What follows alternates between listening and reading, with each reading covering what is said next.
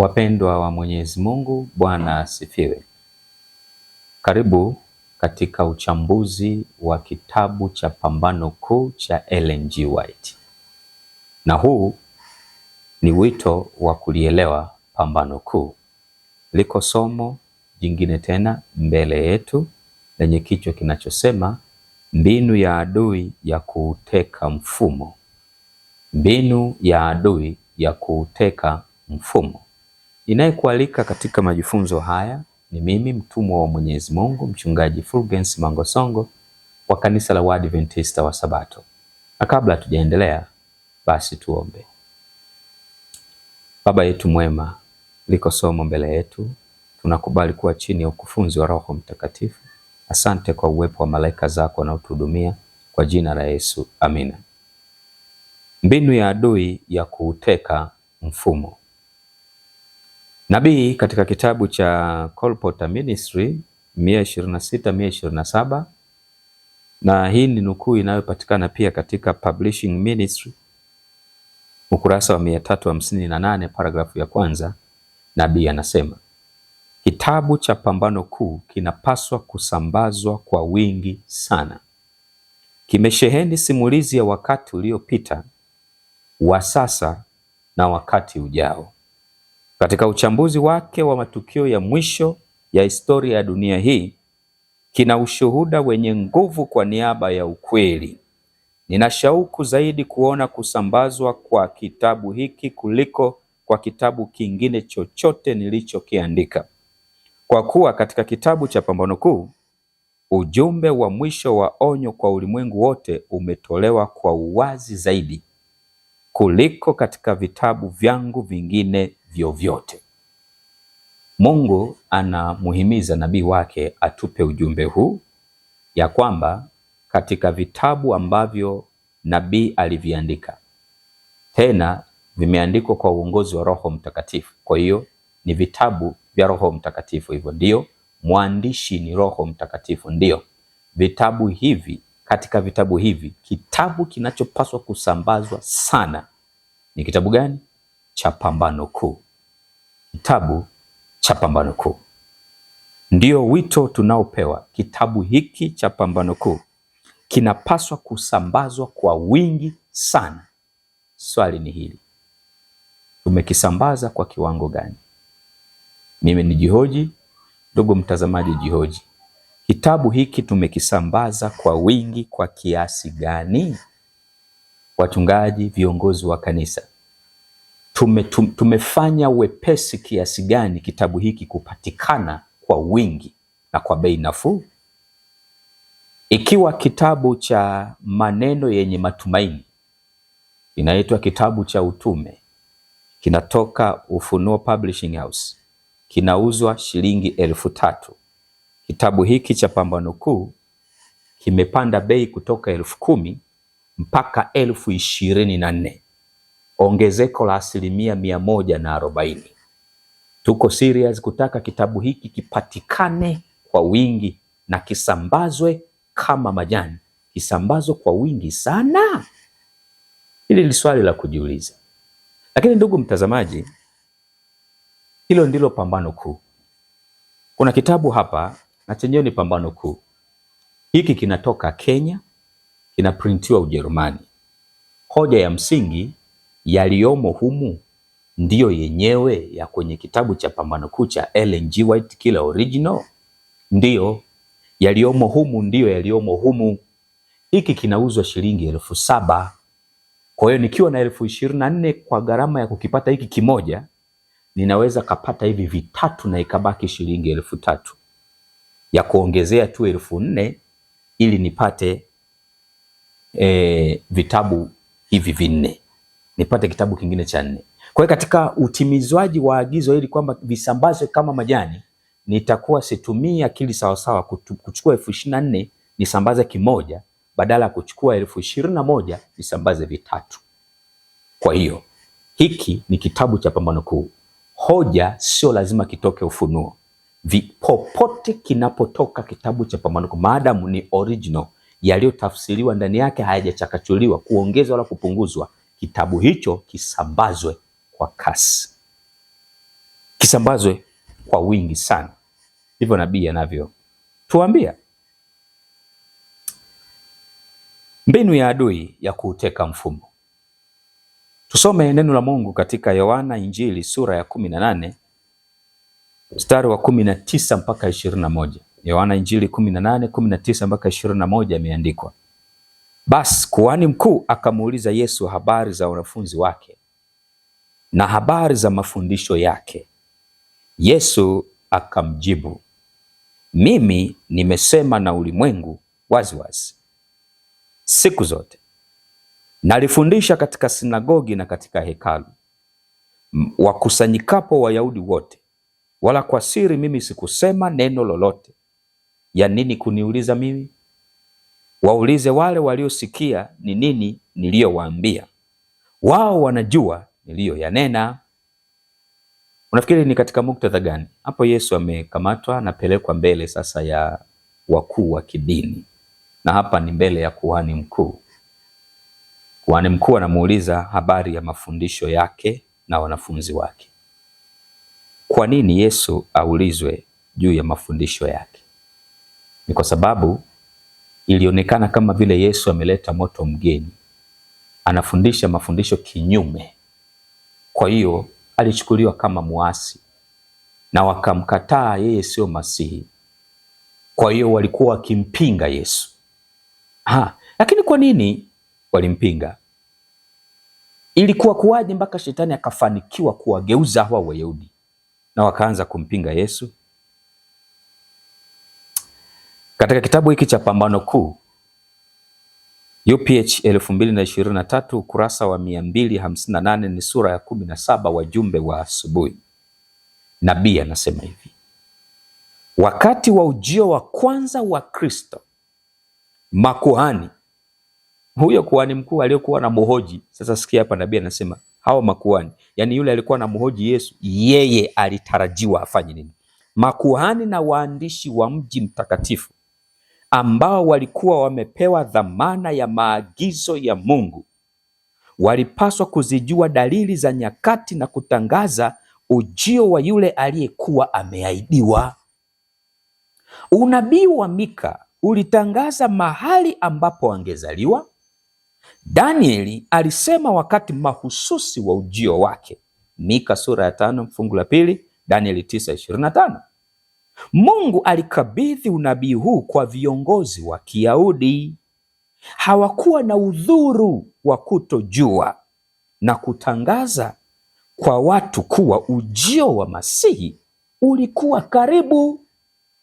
Ni kiwango kikubwa kiasi gani cha upofu makuhani, Mafarisayo, waandishi, wanasheria walikuwa wamepigwa na shetani, kiasi ambacho wao walitakiwa wachunguze unabii, wasome magombo ili waelewe mahali, muktadha na wakati wa kuzaliwa kwa Masihi, kuja kwa Yesu mara ya kwanza.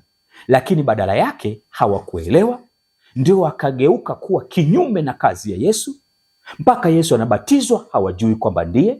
Yesu anaanza huduma yake hawajui kwamba ndiye, mpaka wakamwangika msalabani. Nini kilitokea? Shetani aliuteka mfumo wa dini ya Kiyahudi. Kimsingi, kwa mujibu wa nukuu hii, ilipaswa mfumo wa dini ya Kiyahudi ungefanikisha kufunuliwa kwa siri hii ya ukombozi. Mfumo ungetekeleza jukumu la kuandaa Wayahudi na kuandaa ulimwengu kwa ujio wa Yesu mara ya kwanza. Lakini haikuwa hivyo. Mfumo uliokuwa umeandaliwa na Mungu kwa ajili ya jukumu hili ukageuka kuwa kinyume cha kusudi takatifu, na sasa mfumo ukawa ni kitendea kazi cha shetani kudhibiti, kuzuia kazi ya Yesu isifanikiwe. Ilikuwa kuwaje? Ikaweje? Shetani aliwezaje? Ndiyo somo hili, mbinu ya adui ya kuuteka mfumo. Katika Pambano Kuu UPH 2023 ukurasa wa 258, 259 ni sura ya 17, wajumbe wa asubuhi. Nabii anasema hivi: kuto kujua kwao. Nani hao? Makuhani. Nani hao? Viongozi wa dini ya Kiyahudi hao. Kuto kujua kwao kulikuwa ni matokeo ya dhambi ya kupuuzia. Unafikiri walipuuza nini? Nuru imefunuliwa kwao, lakini wanapuuzia, na kwa kupuuzia huko nuru inafanya wawekwe gizani, wafunikwe na giza, na nuru isifunuliwe kwao zaidi. Ndicho kilichotokea. Nabii anaendelea kusema, wakiwa wamezama katika mapambano na tamaa zao kwa ajili ya vyeo na mamlaka miongoni mwa watu, walishindwa kutambua fadhila waliopewa na Mungu, mfalme wa mbinguni. Sasa swali ni hili, tunapojifunza mambo haya tunataka tuyalete katika mazingira yetu. Je, leo wachungaji, viongozi wa kanisa hawapambanii vyeo na madaraka? Session zinapofanyika, kunakuwa na dalili yoyote ya kwamba Roho wa Mungu yupo katika mikutano ya session? Kunakuwa na dalili yoyote kwamba wachungaji ni watumishi wa Mungu wa mbinguni? Kweli wanakwenda mbinguni? Siasa zinazopigwa, ushirikina unaofanywa, uchafu unaofanywa kwa kupambania vyeo na madaraka, leo watu wa namna hii ndio eti wafunuliwe, wajue dalili na nyakati za kuja kwa Yesu. Tunasubiri watuambie muda umeisha kiasi gani? Tunasubiri watuambie sheria ya Jumapili Marekani imefika? Never. Never. Haitawezekana. Kama ilivyotokea kwa mfumo wa dini ya Kiyahudi, ndivyo itakavyotokea kwa mfumo wa kanisa letu pendwa la Waadventista wa Sabato. Sikia nabii anaendelea kusema hivi: kwa shauku na kicho kikubwa, wazee wa Israeli walipaswa kujifunza na kuelewa mahali, wakati na muktadha wa tukio kubwa kuliko matukio yote katika historia ya ulimwengu, ujio wa mwana wa Mungu kutekeleza ukombozi wa mwanadamu. Walipaswa kujua. Kwa nini hawakujua? Kwa sababu ya dhambi ya kupuuzia. Dhambi ya kupuuzia ikapelekea kupigwa upofu. Nabii anaendelea kusema hivi, sura ya 21 sasa, Pambano Kuu UPH 2023 ukurasa 313, onyo la kataliwa. Mfano mzuri wa ukweli huu umewasilishwa katika historia ya Wayahudi wakati wa Kristo kwa njia ya kujiweka wakfu kwa ulimwengu na kumsahau Mungu na neno lake. Ufahamu wao ulitiwa giza, mioyo yao ilijazwa udunia na tamaa za mwili, hivyo hawakujua lolote kuhusu marejeo ya Masihi, na kwa sababu ya kiburi chao na kutokuamini kwao walimkataa mkombozi. Historia inajirudia, historia itajirudia. Ndugu mtazamaji, ngoja nisome kwanza, nikusomee sura ya 19 ya kitabu hiki cha Pambano Kuu, paragrafu ya kwanza kabisa. Sikia, kuna maneno haya: kanuni za Mungu za kushughulika na watu ni zile zile daima. Matukio muhimu ya sasa yana ufanani na matukio yaliyofanyika wakati uliopita, na uzoefu wa kanisa katika zama zilizopita una masomo yenye thamani kubwa kwa ajili ya wakati wetu. Kwa hiyo sisi tunapomsubiri Yesu aje mara ya pili, tuna mahali pa kujifunza. Ilikuwaje wakati wa kuja kwa Yesu mara ya kwanza? Hakutakuwa na historia tofauti tutakayoiandika, isipokuwa kurudia historia iliyopita. Yaliyokuwako ndiyo yatakayokuwako, yaliyotendeka ndiyo yatakayotendeka. Mhubiri imesema hakuna jipya chini ya jua. Kwa hiyo kanisa la Waadventista wa Sabato ambalo na lenyewe limekabidhiwa dhamana ya kuuandaa ulimwengu kwa ajili ya ujio wa Yesu, kuuonya ulimwengu unaoangamia, kama Wayahudi wale walivyopewa jukumu la kuwa taifa pekee ambalo nuru kutoka mbinguni likabidhiwa kwao kuuonya ulimwengu, kuuandaa ulimwengu kumpokea Yesu anapokuja mara ya kwanza. Vivyo hivyo na sisi tunarudia historia ya wale, tutarudia historia ya wale. Hakuna jipya, hakuna jipya. Kama shetani alifanikiwa kuuteka mfumo wa dini ya Kiyahudi, mbinu yake hata leo ameuteka mfumo wa kanisa la Waadventista wa Sabato. Sikia nabii akitabiri ya kwamba tutarudia historia ya Wayahudi.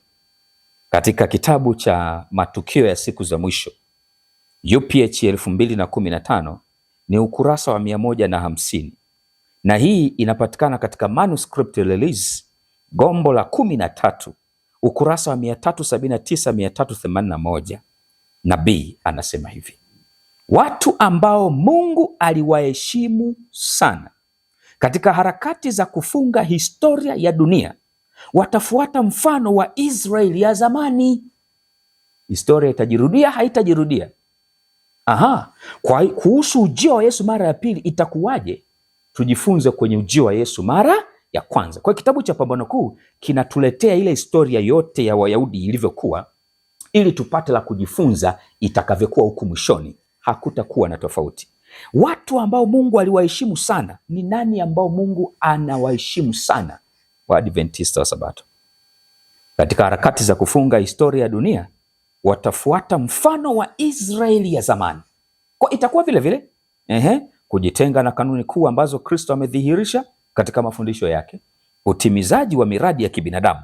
Ndivyo utasikia One Voice 2027 wakati sheria ya Jumapili inapita mwakani 2027, hatuwaambii watu sheria ya Jumapili ikipita, mvua ya masika itamwagwa kwa nani? Kwa wale ambao wamepita kwenye kipindi cha hukumu ya upelelezi kwa walio hai, inayoanza kwa Waadventista wa Sabato. Kwa mwaka 2026 ni mwaka wa mchaka. Watu hawaoni, watu hawaambii, bado wametulizwa, wanahubiriwa amani na salama, wamebaki mijini. Wanaendelea kuambiwa One Voice 2027 badala ya kuambia tutoke mijini, watu waende mashambani wakaandaliwe kwa ajili ya kupokea mvua ya masika ili kwenda kuhubiri onyo la mwisho kwa ulimwengu. Sisi tunasema 2027 One Voice, sauti moja. Tunasherekea miaka 2000 ya ubatizo wa Yesu. Miradi ya kibinadamu, utekelezaji tu wa miradi ya kibinadamu, programu za kibinadamu. Ukichunguza kwa kina, Mungu hayupo ndani, kwa sababu inakwenda kinyume na kalenda ya Mungu na taratibu za Mungu. Kwa kama Waisraeli wale ambao hawakujua saa ya kujiliwa kwao, ndivyo Waadventista wa Sabato hawajui saa ya kujiliwa kwao. Nabii anaendelea kusema, kutumia maandiko ili kuhalalisha mwenendo mbaya chini ya utendaji potofu wa Lucifer utawashupaza watu katika kutoelewana na ukweli wanaouhitaji ili kuwahifadhi dhidi ya matendo mabaya. Utavuja na kumwagika kutoka rohoni kama maji kwenye chombo kinachovuja. Huo unabii unatimia sasa. Lakini sikia, katika Pambano Kuu UPH 2023 sura ya 37, maandiko ni kinga, ukurasa wa 491, nabii anasema hivi: Kristo aliona tangu mwanzo kuwa kujichukulia mamlaka kusikostahili kwa waandishi na Mafarisayo kusingekomeshwa na kusambaa kwa Wayahudi katika mataifa mbalimbali. Unajua Wayahudi walisambazwa mataifa mbalimbali, taifa kama alikuwepo tena. Nabii anasema ile kujichukulia mamlaka kwa Mafarisayo kusingekomeshwa na kusambazwa, ile sumu, ule mfumo wa kutawala dhamiri za watu ungeendelea. Sasa nabii anasema hivi: aliona kwa macho ya kinabii kazi ya kuinua mamlaka ya wanadamu na kutawala dhamiri, ambako kumekuwa laana ya kutisha kwa kanisa katika zama zote. Na maonyo ya kutisha kwa waandishi na Mafarisayo, na maonyo yake kwa watu ili wasifuate viongozi hawa vipofu, yaliwekwa katika kumbukumbu kama maonyo kwa vizazi vya baadaye. Kwa kumbe mpaka sasa bado wito wa Mungu ni huu, tusifuate viongozi vipofu. Tunawajuaje viongozi kwamba ni vipofu? Mambo ya Nyakati wa Kwanza 12:32 inasemaje? Wana wa Isakari waliokuwa na akili za kuzijua nyakati walijua nini Israeli anapaswa kutenda, nini Israeli atende. Kwa hiyo njia mojawapo ya kujua kwamba kiongozi ni kipofu, mchungaji ni kipofu, mwinjilisti ni kipofu, mzee wa kanisa ni kipofu, mshiriki ni kipofu, njia moja ya kujua haujui wakati. Tumefika wapi katika historia ya kinabii? Haelewi. Tuko umbali kiasi gani kwa sheria ya Jumapili kutangaza Marekani? Haelewi. Unaelewa ujumbe wa miaka 6,000? Haelewi. Unafahamu kwamba 2027 sheria ya Jumapili inatangaza Marekani? Haelewi. Unafahamu kwamba 2031 miaka 6,000 inakoma? Haelewi. Sasa kama haelewi, anawezaje kujua tunapaswa tutende nini? Huyu ni kiongozi kipofu. Na kwa nini hajui? Kwa sababu ya dhambi ya kupuuzia. Inapuuzwa nuru inayofunuliwa kwa huyu kiongozi. Magombo tunayo, vitabu tunavyo, tunasoma, tunaweka pembeni. Hatutaki kuishi hiyo nuru. Matengenezo ya afya hatutaki. Kuitunza Sabato hatufanyi matengenezo. Yani vitabu tunavisoma, inaingilia sikio hili, inatoka sikio la huku, hatujali. Dhambi hiyo ya kupuuzia mafunuo ya nuru itokayo mbinguni ndio inayotufanya ama ndio inayowafanya viongozi ambao wanaitwa vipofu kutokuwa na nuru yote, kwa sababu nuru haifunuliwi zaidi kwao, wanaachwa kwenye giza na shetani anawapiga upofu. Na ndivyo alivyofanya kwa Wayahudi wale, mbinu yake ni ile ile, na ndiyo anavyofanya hata sasa. Ndivyo anavyofanya hata sasa. Sasa basi, shetani anachokifanya, hawa viongozi ambao ni vipofu, amewapiga vipofu, hawajui wakati, hawajui nini watu wanapaswa kutenda. Tumefika wapi katika historia ya kinabii? Anawafanya watu wote wawe chini ya utawala wao, wakati ni vipofu. Sikiliza Pambano Kuu inachosema, ukurasa wa 490. Hii ni sura ya 37, maandiko ni kinga, UPH 2023 ndio ninayosoma. Nabii anasema hivi: shetani anajitahidi daima kuvuta usikifu uelekezwe kwa watu badala ya kuelekezwa kwa Mungu. Anawaongoza watu wawatazame maaskofu, wachungaji, maprofesa wa teolojia kama viongozi wao badala ya kuchunguza maandiko wao wenyewe moja kwa moja. Ndipo kwa kutawala na kuongoza akili za hawa viongozi anaweza kutawala watu wengi kulingana na matakwa yake mwenyewe. Viongozi gani? Vipofu. Hawajui wakati, kwa hawajui watu watende nini. Miradi tu ya kibinadamu, One Voice 2027, watu wote tunafuata. Yani watu wote wawe chini ya utawala huu, na bado viongozi wanataka kutawala dhamiri ya watu. Asisome hiki, asimsikilize huyu, asifuate hiki. Watu wana uhuru, wachunguze wenyewe. Na ndugu mtazamaji, soma mwenyewe kitabu hiki cha Pambano Kuu na kitambulisha kwako. Soma kitabu hiki, sura ya 37, maandiko ni kinga. Hautakiwi wewe kuweka imani yako kwa mchungaji yeyote, askofu yeyote, msomi yote wa theolojia. Hata mimi haupaswi kuniamini. Amini tu ikiwa ninachokisema ndivyo ilivyoandikwa, lakini kama sivyo, achana na mimi, usiniamini. Hatuko salama hata kidogo, hatuko salama hata kidogo. Sasa sikia, katika sura ya 21 ya kitabu cha, katika sura ya 17 wajumbe wa asubuhi, Pambano Kuu, kurasa wa 261, nabii anasema hivi: kama vile habari ya kuzaliwa kwa Mwokozi ilivyokuwa, ujumbe wa ujio wa pili haukuwekwa mikononi mwa viongozi wa kidini wa watu.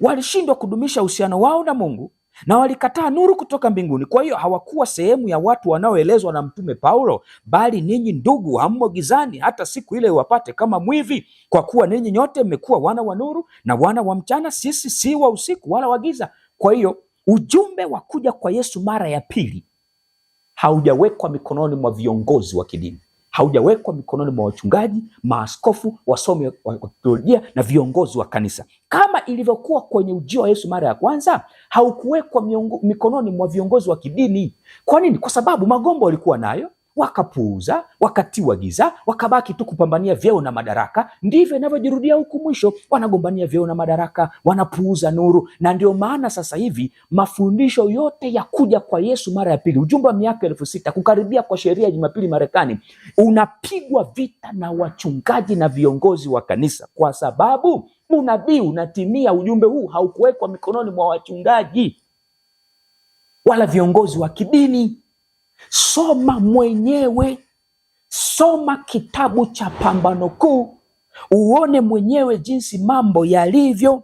Usimwamini yeyote. Nabii anasema, ngoja nirudie kidogo, kama vile habari ya kuzaliwa kwa Mwokozi ilivyokuwa, ujumbe wa ujio wa pili wa Yesu huo haukuwekwa mikononi mwa viongozi wa kidini wa watu. Hii ni Pambano Kuu, UPH 2023, ukurasa wa 261. Hii ni sura ya 17, wajumbe wa asubuhi. Wajumbe wa asubuhi. Sasa sikia, hebu tuangalie kidogo, kwa sababu hapa nukuu inatuambia kama ilivyokuwa kuzaliwa kwa Yesu. Hapa nukuu inasema kama ilivyokuwa habari ya kuzaliwa kwa Mwokozi ilivyokuwa.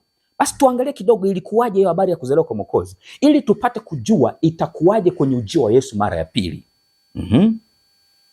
Tasoma sura ya 17 ya kitabu cha Pambano Kuu, UPH 2024, ukurasa 258, 259, 260, 261 kama Bwana ataruhusu, lakini kwa kadri atakavyoniongoza. Tuangalie jinsi ilivyokuwa, ukurasa 258 ya kitabu hiki cha Pambano Kuu, ukurasa wa 258. Hii ni sura ya 17. Sikia nabii anachokisema.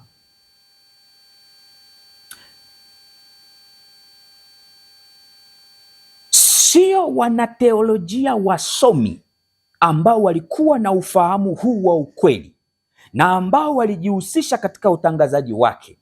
Ikiwa watu hawa wangekuwa walinzi waaminifu na wenye kukesha, wakiyachunguza maandiko kwa bidii kubwa na maombi mengi, wangeweza kuujua wakati wa usiku.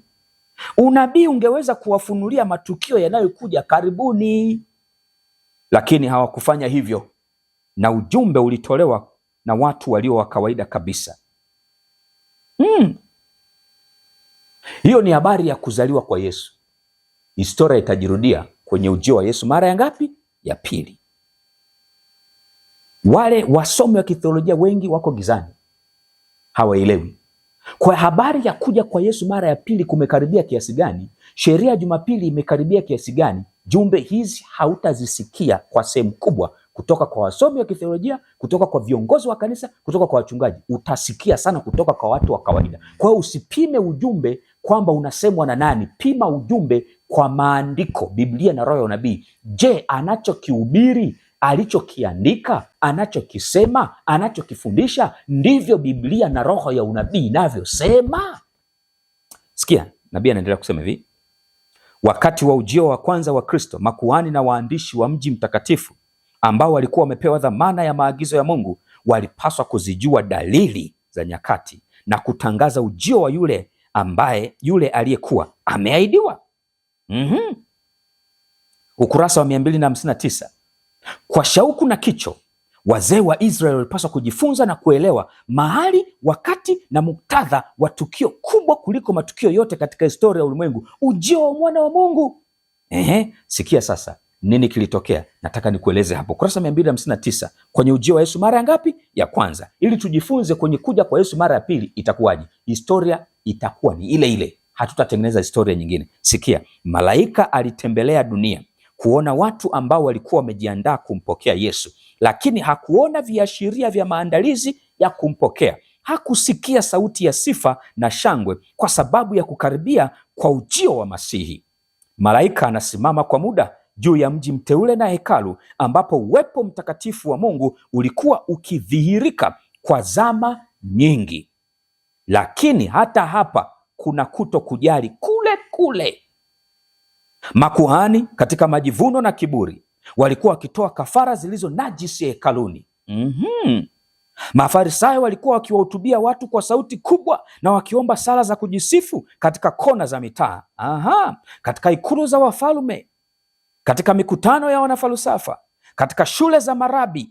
Wote hawakuwa na wazo lolote kuhusu ukweli wa ajabu ambao ulikuwa umejaza mbingu kwa furaha na sifa, kuwa mkombozi wa wanadamu alikuwa karibu kutokea duniani. Hakukuwa na ushahidi wowote. Sasa ni ukurasa 260. Hakukuwa na ushahidi wowote kuwa Kristo alitarajiwa, na hakukuwa na matayarisho kwa ajili ya mkuu wa uzima. Kwa mshangao, mjumbe wa mbinguni, yaani yule malaika, alikuwa karibu kurudi mbinguni akiwa na taarifa ya kuaibisha. wakati anapogundua kundi la wachungaji ambao walikuwa wakichunga makundi yao ya kondoo usiku, wakiangalia katika mbingu yenye nyota, wakitafakari unabii wa Masihi aliyetarajia kuja duniani na wakitamani ujio wa mkombozi wa ulimwengu. Pale palikuwa na kundi la watu ambao walikuwa wakijiandaa kupokea ujumbe wa mbinguni, na kwa ghafla malaika wa Bwana aliwatokea akitangaza habari njema yenye furaha kubwa. Utukufu wa mbinguni ulifurika pande zote za uwanda. Kundi la malaika wasio na idadi lilifunuliwa, na kana kwamba furaha ilikuwa kubwa mno kiasi kwamba isingeweza kufaa kuletwa na mjumbe mmoja kutoka mbinguni. Sauti nyingi zinapasuka na mkuu wa wimbo ambao mataifa yote waliokombolewa watauimba: atukuzwe Mungu juu mbinguni, na duniani iwe amani kwa watu aliowaridhia. Nini kilitokea? Viongozi wa kidini walikuwa wapi? Hawakujua chochote. Wafalme hawakujua chochote. Mafarisayo hawakujua. Waandishi hawakujua. Makuhani hawakujua. Ndio kwanza walikuwa wanatoa kafara najisi hekaluni. Makuhani leo ni nani? Ni wachungaji. Inawezekana ndio kwanza tunatoa mahubiri najisi katika vibweta.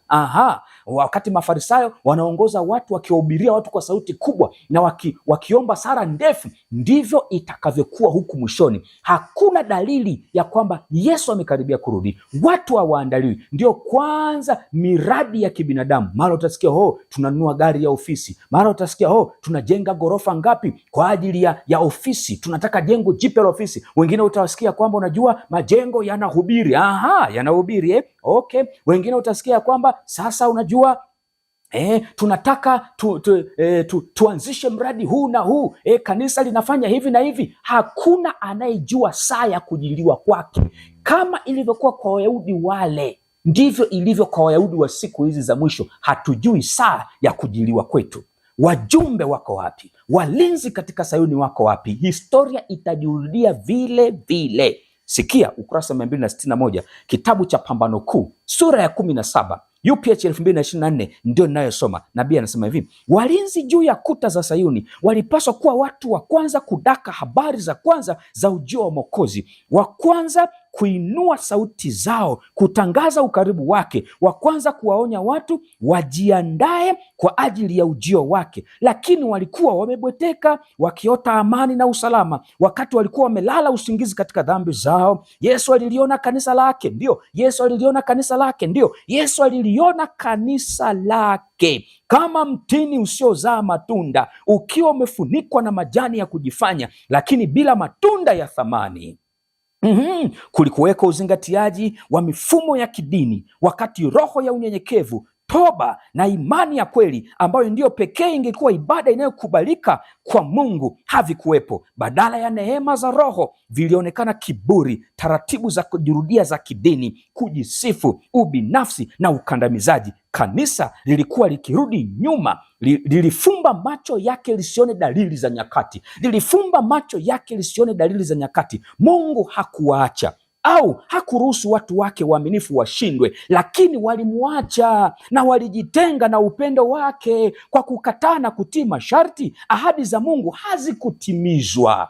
Historia inajirudia kwa kanisa la Waadventista wa Sabato, kurudia tu taratibu za kidini zilizo kavu, zisizo na roho wa Mungu. Ni kukariri tu. Tukiingia kanisani tunaanza darasa la walimu, ikimalizika uimbaji, ikimalizika shule ya Sabato mezani, nini, somo la ukuzaji, somo la nchi za mbali, taarifa ya shule ya Sabato, matangazo, mjadala wa lesoni, mahubiri, tunakuja mchana, sijui programu za idara na hivi, tunafunga Sabato tangu asubuhi mpaka jioni. Hakuna ukweli wa sasa. Usikii kitabu cha Pambano Kuu kikifundishwa wala kuhimizwa. Usikii watu wakiambiwa Yesu amekaribia kurudi. Usikii watu wakiambiwa watubu na kuungama dhambi. Hawaelewi hukumu ya upelelezi inafanyikaje maskini. Hawaelewi ya kwamba sheria ya Jumapili imekaribia Marekani. Hawaelewi ya kwamba zahama imekaribia. Hawaelewi ya kwamba dharuba inakuja, upanga unakuja, taabu inakuja. Hawaelewi ya kwamba hawapaswi kuwepo mijini sasa. Ilipaswa waanze kuuza mali zao, waondoke mijini, waende mashambani. Hawaelewi. Wachungaji ndio kwanza wanahubiri kwenye vibweta. Msiwasikilize hao wapotoshaji, wanatisha watu. Msiwasikilize hao, msisome kitabu hiki, msifanye hiki. Vile vile kama Wayahudi wale, ndivyo inavyotendeka leo.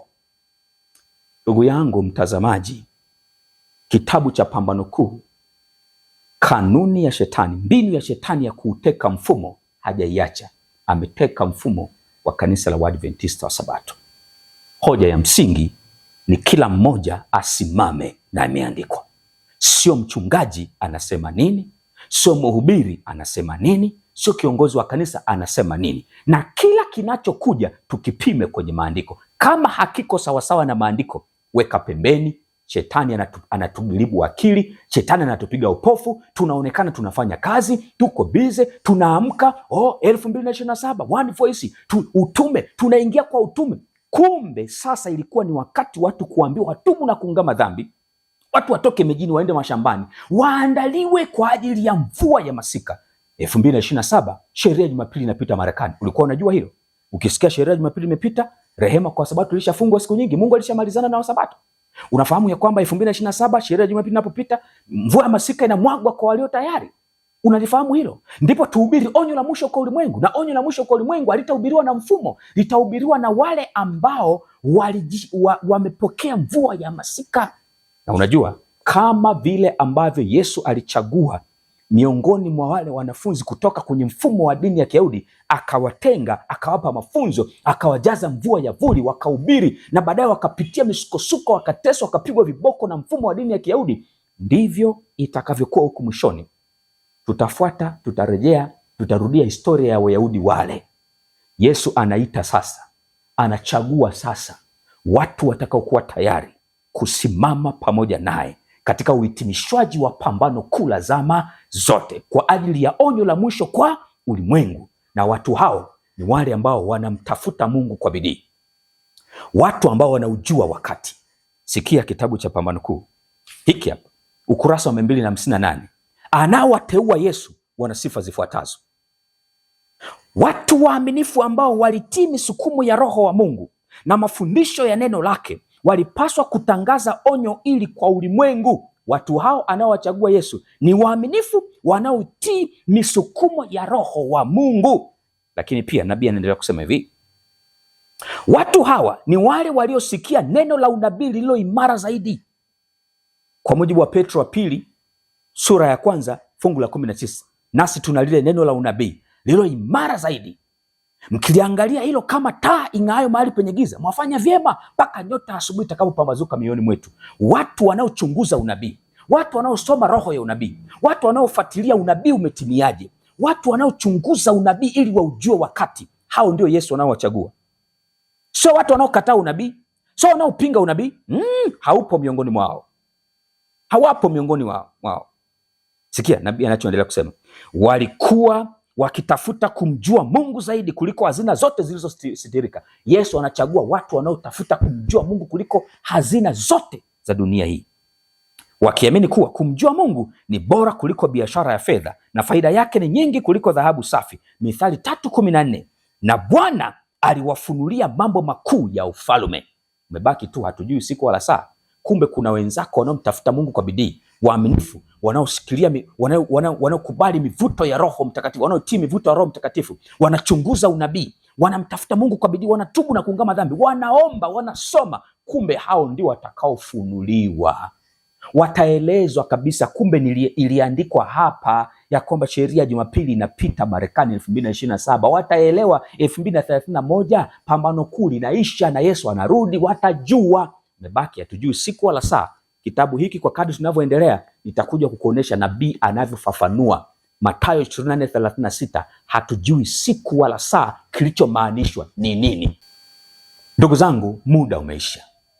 Yesu amekaribia kurudi. Historia itarudia kule kama ilivyokuwa kwa Wayahudi wakati wa kuja kwa Yesu mara ya kwanza. Kasome Pambano Kuu sura ya 17, wajumbe wa asubuhi, utaona hiyo historia. Na tunasoma historia hii kwa sababu tunapaswa kuileta kwenye mazingira yetu, kwa kuwa historia huwa inajirudia. Kwa hiyo ujumbe wa marejeo ya Yesu mara ya pili, kama ilivyokuwa kwa marejeo ya Yesu mara ya kwanza, haujawekwa mikononi mwa viongozi wa kidini. Vile vile wanapambania vyeo na madaraka, vile vile wanapuuza nuru iliyofunuliwa kwao, kwa hiyo wako gizani.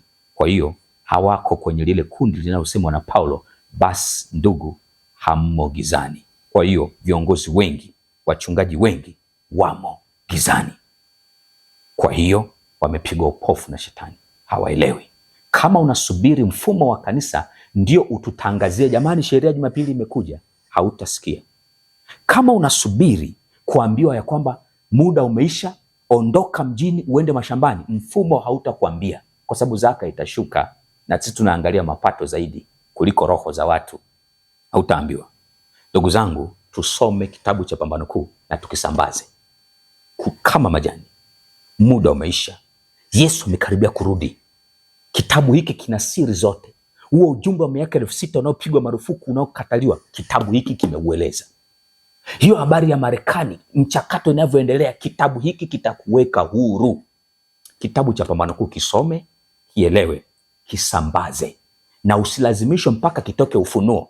Kinauzwa 24,000, kimeongezeka bei 140%, kutoka 10,000 mpaka 24,000, wakati kitabu kinachoitwa Maneno Yenye Matumaini kinauzwa 3,000.